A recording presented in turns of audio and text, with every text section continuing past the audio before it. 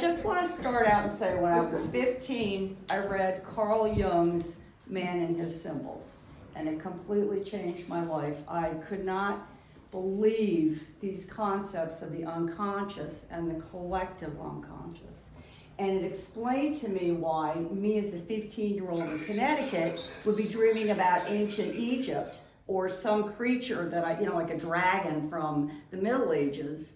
And I thought, wow, this is just fascinating. So I started to follow my dreams. I wrote them down and I followed my dreams.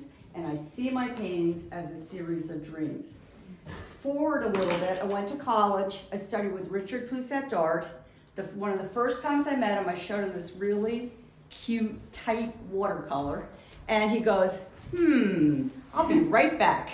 So he left the room, he came back with a glass of water, he put the painting on the floor, and he poured the water on the watercolor. Right, horrible, right? I was probably terrified. But that was one of the great painting, art, creative lessons that I ever had, because what it taught me was let go, get out of the way of the painting.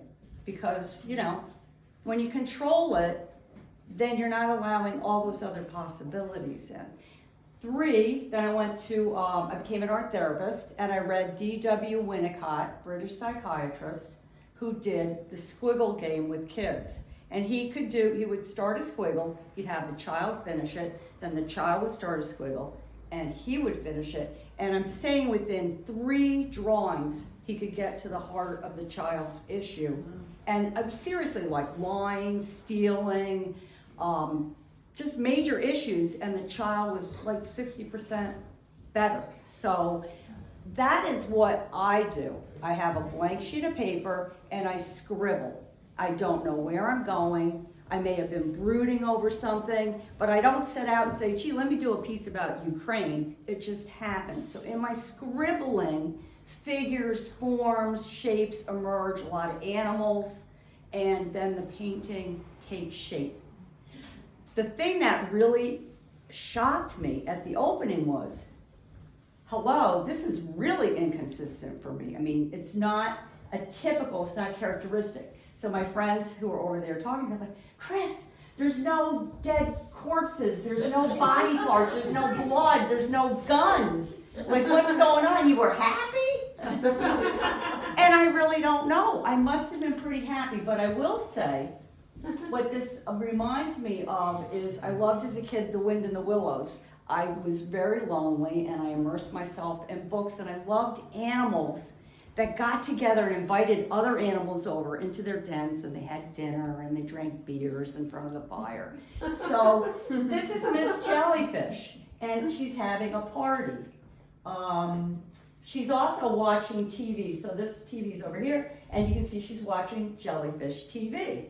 And she's invited her friends, the swans and animals, and she is preparing herself to put on her earrings and enjoy the party. So it's a very upbeat piece. I think of it as whimsical. It's very childlike. It's easy to enter and to smile at. But again, the only thing I've done is I've seen a video on Instagram of jellyfish, and they were just so amazing to me. And they looked like they had these little mouse ears, and she just appeared. Chris, how do you know when you're finished? How do I know when I'm finished? Well, I guess, the story starts to happen. First of all, it's a drawing. It gets done first as a drawing, and then it gets colored in. So I think when I run out of space, that's pretty much what I've done, because I tend to cram a lot in. Right. Chris, do you ever sketch apart from where you work? I mean, would you ever sketch the jellyfish someplace and say, okay, this looks good, let me put it in here? No, because I don't What want... happens within? Yeah, and you know what? I like surprise. I don't want to know where I'm going. If I know where I'm going, I'm like, I'm bored. I gotta stop. I have to surprise myself and go, wow, never saw that before. Cool. Yeah, thank you. Thank you. Thanks so much, everyone. Appreciate it.